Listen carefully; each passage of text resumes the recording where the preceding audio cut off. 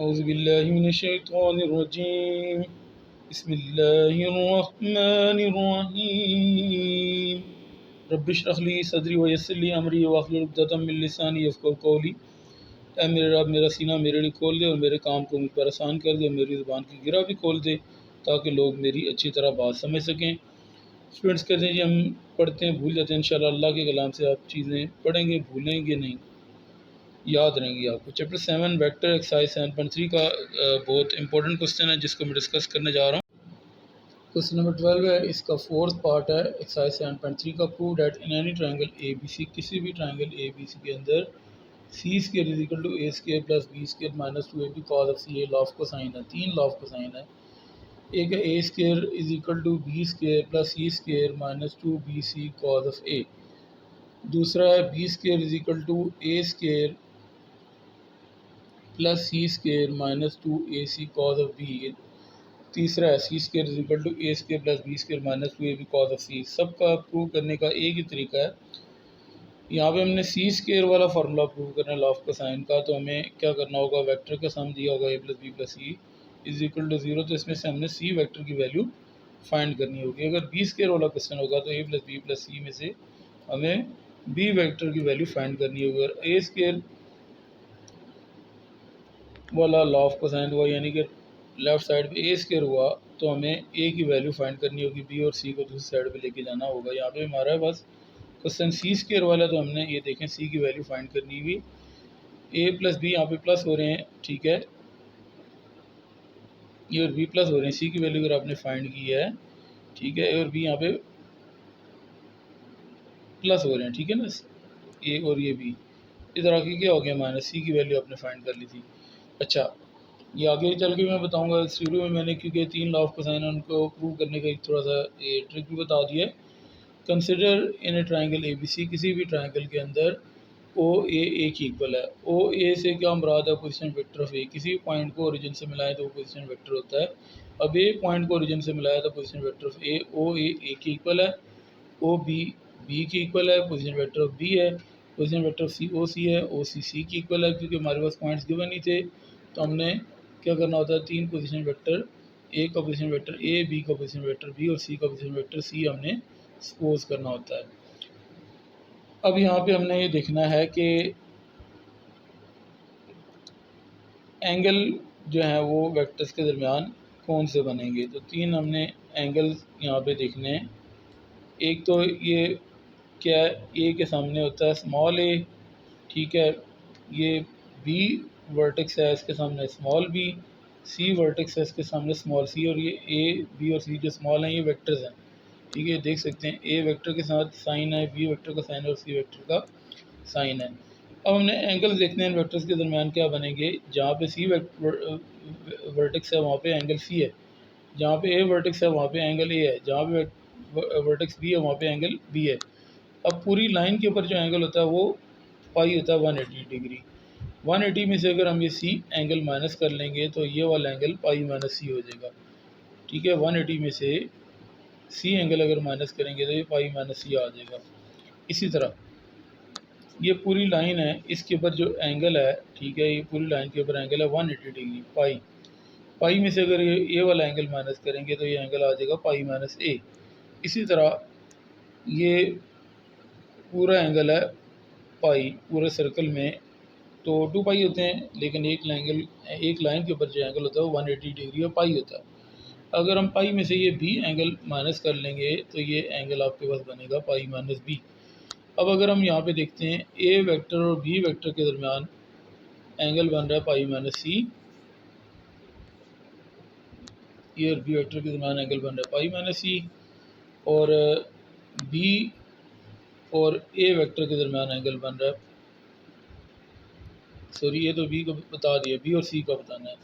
B और सी के दरमियान एंगल बन रहा है पाई माइनस ए, ठीक है। ये बी और सी वेक्टर के दरमियान पाई माइनस ए है, ये बी और सी वेक्टर के दरमियान पाई माइनस ए है।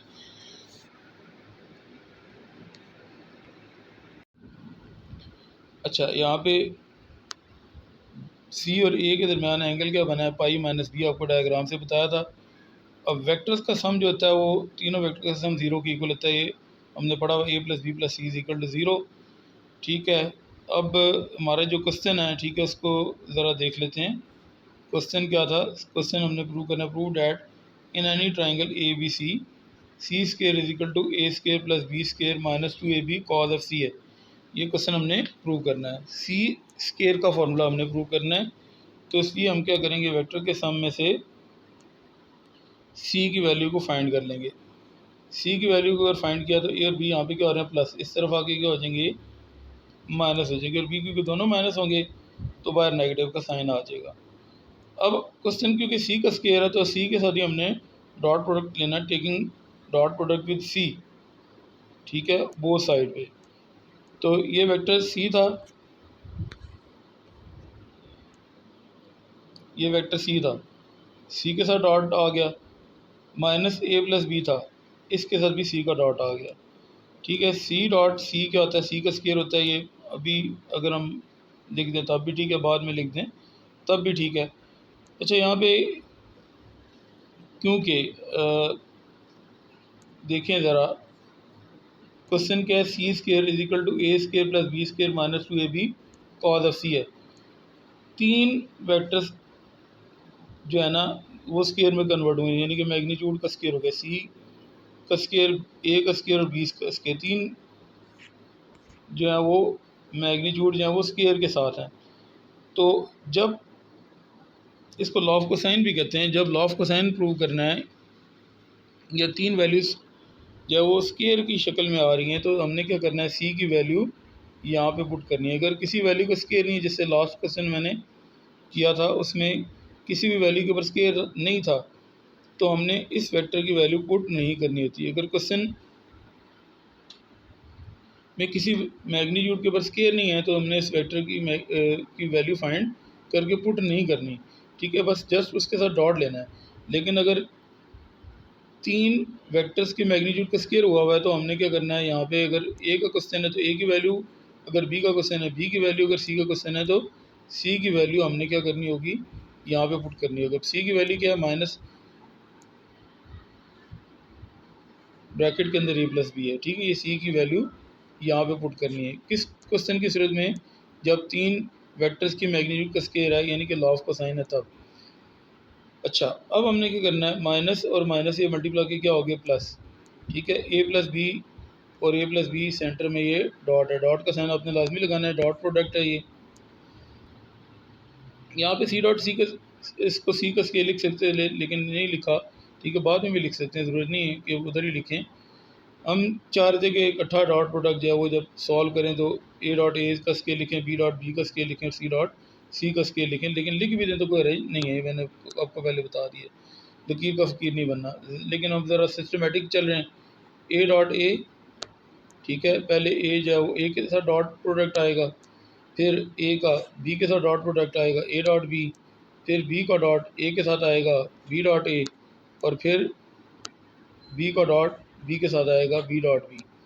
अब ए डॉट ए क्या होता है, ए वेक्टर की मैग्नीट्यूड का स्केयर, बी डॉट बी क्या होता है, बी वेक्टर की मैग्नीट्यूड का स्केयर। ये हमने यहाँ पे लिख दिया, एडिशन हो रही है तो ये दो मैग्नीट्यूड सॉल्व होगी।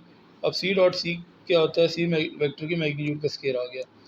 ए डॉट बी और बी डॉट ए आपस में इक्वल होते हैं तो हम लिख देंगे टू ए डॉट बी, ये प्रॉपर्टी होती है, A dot B dot A के इक्वल होता है, तो इसलिए हमने ए डॉट बी और बी डॉट ए को 2 टाइम्स ए डॉट बी लिख दिया है। अब ए डॉट बी किसकी इक्वल है, A B cos of theta होता है फार्मूला, ठीक है, तो हमने देखना है कि ए और बी के दरमियान एंगल क्या है, ए और बी के दरमियान एंगल है पाई माइनस सी, ठीक है, तो यहाँ पे पाई माइनस सी आगे याद रखने की ट्रिक भी बता दी थी पहले लास्ट क्वेश्चन में। ए और बी है, मिसिंग क्या है, सी कैपिटल सी, आपने पाई में से माइनस कर देना है अगर डायग्राम को आपने फॉलो नहीं करना तो। सी का स्केयर एज इट इज़ आ गया, ए का स्केयर एज इट इज़ आ गया, बी का स्केयर एज इट इज़ आ गया। लास्ट क्वेश्चन में बताया था जब वेक्टर का साइन आएगा तो ये मैग्नीट्यूड हमें लगानी होगी, लेकिन अगर वेक्टर का साइन ये रिमूव करेंगे तो ये जो स्ट्रेट लाइन है मैग्नीट्यूड इसको कहते हैं, तो मैग्नीट्यूड का साइन भी रिमूव हो जाएगा, यानी कि सी का स्केयर सिंपल लिखा जाएगा, ना मैग्नीट्यूड आएगा ना वेक्टर का साइन आएगा। इसी तरह ए वेक्टर भी नहीं आएगा, मैग्नीट्यूड भी नहीं आएगी, सिर्फ ए का स्केयर आ जाएगा। बी वेक्टर का साइन भी नहीं आएगा, उसके ऊपर मैग्नीट्यूड भी नहीं आएगा, बी का स्केयर आ जाएगा। और ये आपको बता दिया था 2 A B cos of theta, A और बी के दरमियान एंगल पाई माइनस सी था। अब सेकंड क्वाड्रेंट में कॉज क्या होता है, माइनस पाई क्या होता है 180। 180 में से कोई भी एंगल अगर माइनस होता है तो कौन सा क्वाड्रेंट होता है, सेकंड। सेकंड क्वाड्रेंट में कॉज क्या होता है, माइनस होता है, माइनस कॉज ऑफ सी आ जाएगा। अच्छा, C square is equal to A square plus B square, ये सब साथ साथ लिखते रहेंगे, ठीक है। बस जस्ट ये आपका सवाल हुआ है, pi minus C second quadrant में cos minus the minus cos of C आ जाएगा, 2ab एज इट इज़ आ गया। अब प्लस इंटू माइनस क्या होता है, minus, minus 2ab cos of C. तो ये लॉ ऑफ कोसाइन प्रूव हो गया, C square is equal to A square plus B square minus 2ab cos of C. Video पसंद आए तो उसको लाइक भी कर दें, सब्सक्राइब भी कर दें, दूसरों को शेयर भी कर दें। अगर